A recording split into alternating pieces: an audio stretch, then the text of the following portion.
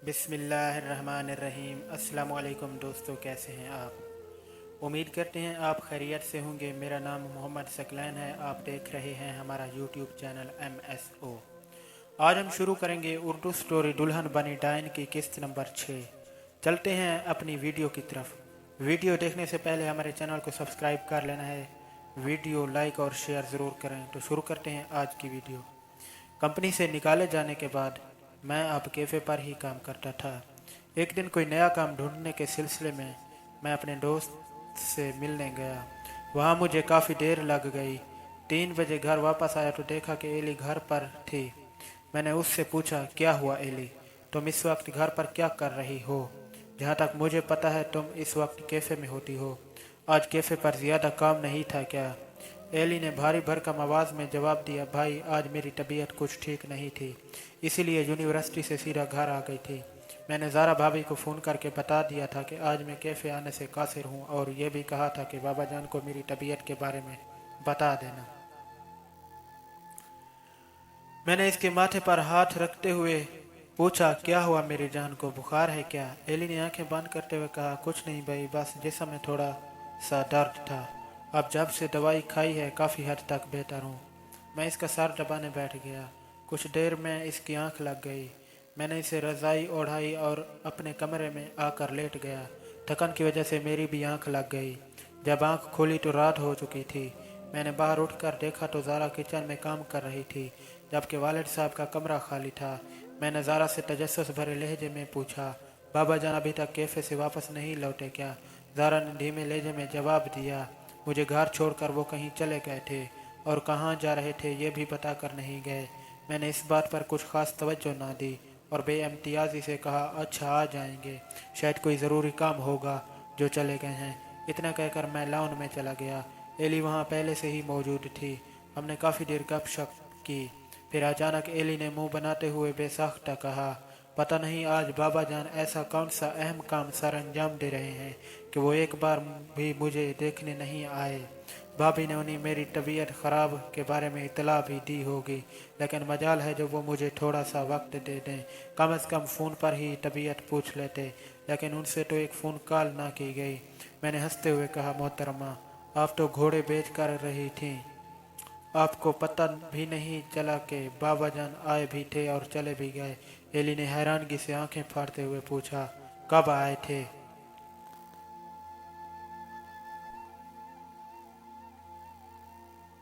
मैंने फट से जवाब दिया, ज़ारा को कैफ़े से घर छोड़ने आए थे, फिर तुमसे भी ज़्यादा ज़रूरी और अहम काम दरपेश आ गया था, जिसकी वजह से तुम्हें पूछे बिना ही वापस चले गए। एली ने आंखें घुमाते हुए कहा, भाई मुझे तंग करने के लिए क्यों झूठ बोल रहे हो? भाभी तो कैफ़े से अकेली वापस आई थी ना, कि बाबा जान के साथ? मैंने हैरान कुन लहजे में पूछा, क्या तुमने अपनी भाभी को कैफ़े से अकेले वापस आते देखा था? उसने अपने हाथों से अपनी आंखों की जानिब इशारा करते हुए जवाब दिया, जी हाँ भाई, बिल्कुल, मैंने इन दो प्यारी सी आंखों से उस वक्त भाभी को अकेले घर आते देखा था जब मैं बाहर वॉक के लिए गई हुई थी। मैंने उन्हें देखा था, लेकिन वो बहुत जल्दी में घर आई, इसलिए उनकी निगाह मुझ पर नहीं गई। आपको क्या लगा था कि मुझसे झूठ बोलकर मुझे मेरे बाबा जान से लड़ाओगे, हाँ? एली की बात सुनकर मैं हैरानगी से आंखें फाड़े बिल्कुल साकत बैठा था। एली ने मुझे खामोश पाया तो मेरे पेट पर गुदी गुदी करते हुए खिलखिला कर बोली, झूठ पकड़ा गया ना, इसलिए अब गन्ने में मैसने बने बैठे हो। मैंने अपने जहन में मुंतशिर बुरे ख्यालात को यकजा किया और हंसते हुए कहा, अच्छा बस अब तुम्हें तो मौका ही चाहिए होता है मुझे तंग करने का। मैं तो वैसे ही मजाक कर रहा था तुम्हारे साथ। उठो और अपने कमरे में जाओ, बहुत ठंड पड़ रही है, फिर से बीमार पड़ जाओगी।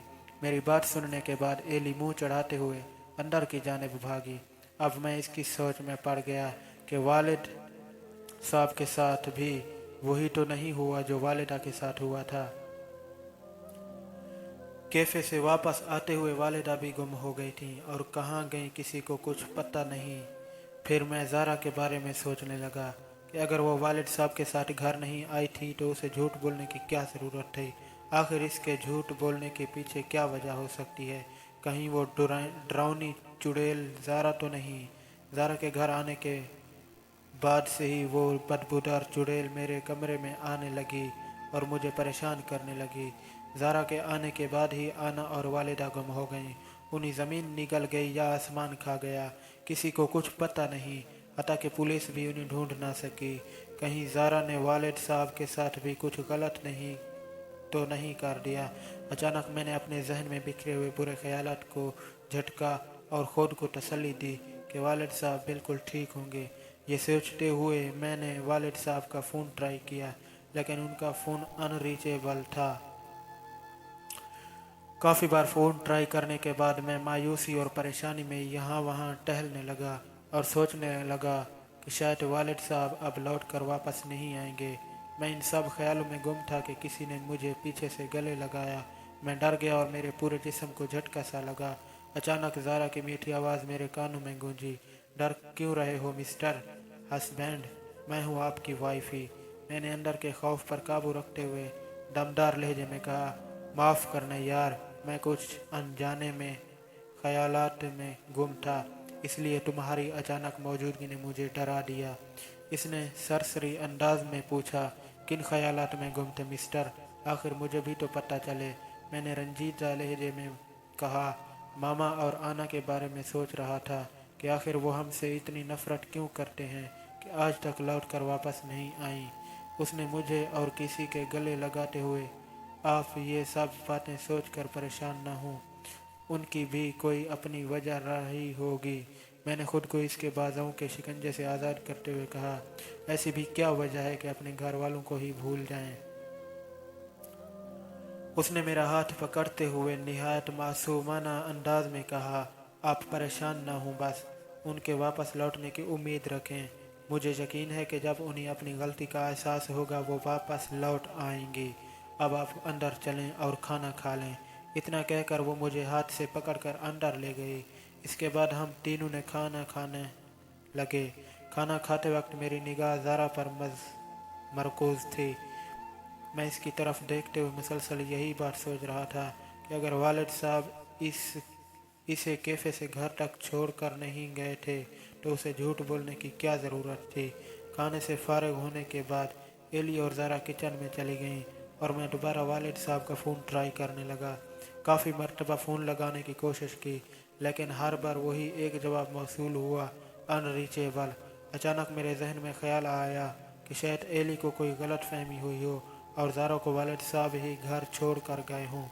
پھر اچانک میرا خیال گھر کے باہر لگے اس سی سی ٹی وی کیمرے کی جانب گیا جس کی سارے دن کی ریکارڈنگ میں آفس سے واپسی پر باقاعدگی سے دیکھتا تھا، لیکن میری زندگی میں آنے والی اس چڑیل نے میری زندگی کا توازن بگاڑ کر رکھ دیا۔ آنا کی گمشدگی کے وقت بھی مجھے باہر لگے کیمرے کا خیال نہ آیا، شاید آنا کے بارے میں کوئی اہم بات پتہ چل جاتی۔ خیر میں اپنے لیپ ٹاپ کی طرف بھاگا اور اس دن کی ساری ریکارڈنگ چیک کرنے لگا جس دن والد صاحب گم ہوئے تھے۔ وہ منظر دیکھ کر میری آنکھیں پھٹی کی پھٹی رہ گئیں کہ زارا اس ریکارڈنگ میں کچھ دیر کے لیے نظر آئیں، پھر اچانک غائب ہو گئیں، پھر اچانک اپنی اصلی شکل میں نظر آنے لگی، پھر غائب ہو گئی۔ اس کے بعد میں نے مختلف دنوں کی ریکارڈنگز چیک کیں، ان میں سے کچھ میں وہ دکھائی دیتے اچانک غائب ہو جاتی، پھر اپنی اصلی شکل میں نظر آنے لگتی۔ مجھے اپنی آنکھوں پر یقین نہیں آ رہا تھا۔ یہ سب دیکھ کر میرا دماغ گھومنے لگا اور مجھے اس بات کا یقین ہو گیا کہ زارا ہی وہ ڈراؤنی بدبودار چڑیل تھی۔ اس کے بعد میں نے اس دن کی کیمرہ ریکارڈنگ چیک کی جس دن آنا گم ہوئی تھی۔ اس پورے دن ہماری شادی میں آنا نے شرکت کی تھی اور اس کے بعد وہ صرف ایک مرتبہ شام کے وقت گھر سے باہر گئی اور پھر لوٹ کر واپس نہ آئی۔ گھر سے باہر جاتے وقت اس کے ہاتھ میں کوئی سامان نہیں تھا۔